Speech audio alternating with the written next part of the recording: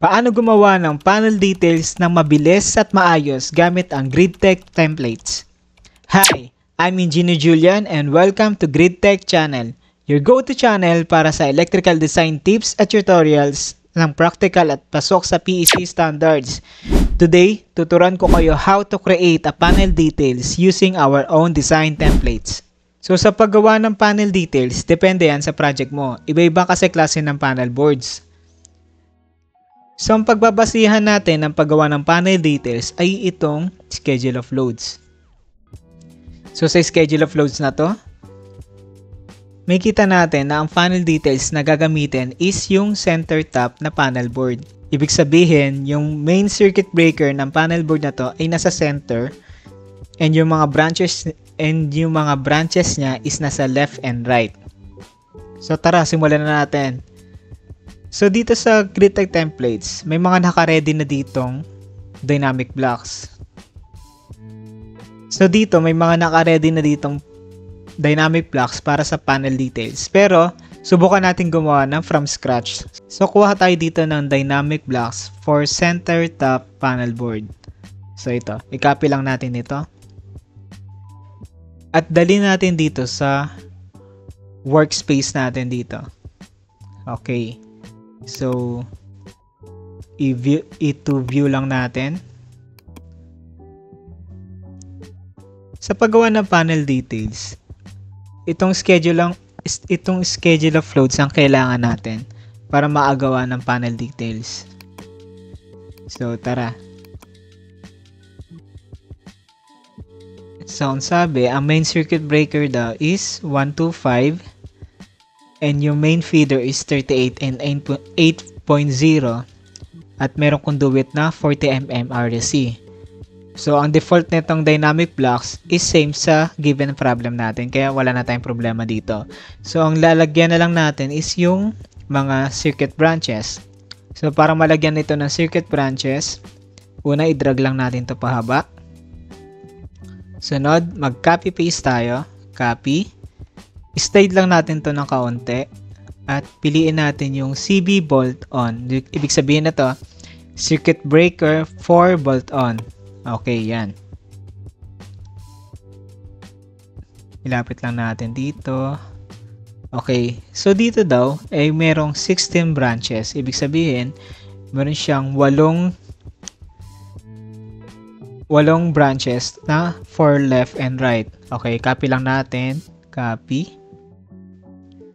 Ibaba lang natin at copy ulit tayo ng 6 kasi meron na tayong dalawa.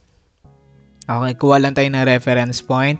1, 2, 3, 4, 5, 6, 7, 8.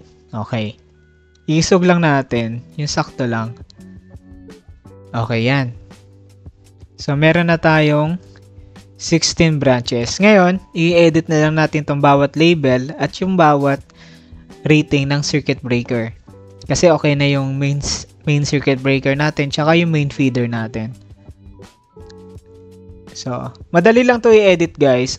Double click nyo lang. Lalabas na itong Enhanced Attribute Editor. Ibig sabihin, may edit nyo na yung label tsaka yung rating ng breaker nyo.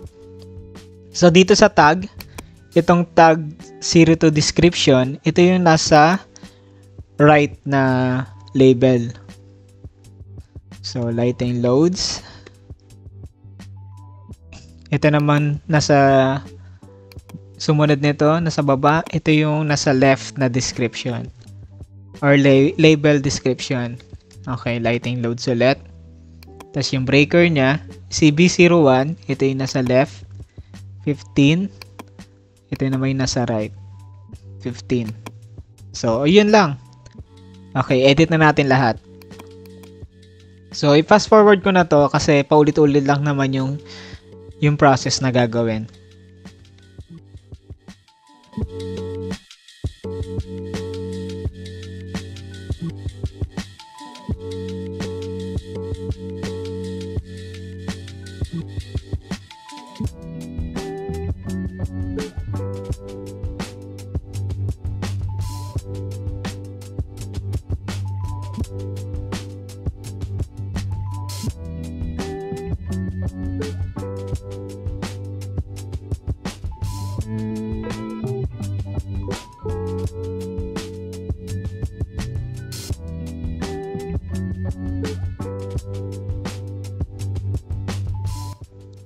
Alright, tapos na ang ating panel details.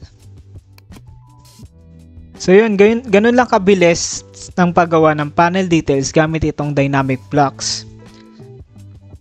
So kapag marami kang panel details na gagawin, mas mapapabilis ang paggawa mo ng panel details dahil dito sa dynamic blocks ng GridTech. So thanks for watching mga ka-GridTech. Kung helpful ito, don't forget to like, comment, and subscribe. Kung may topic request kayo, comment lang below. At kung gusto nyo ng templates tulad nito, message nyo lang kami sa GridTech page namin sa FB. Until next video mga GridTech, keep grinding engineers!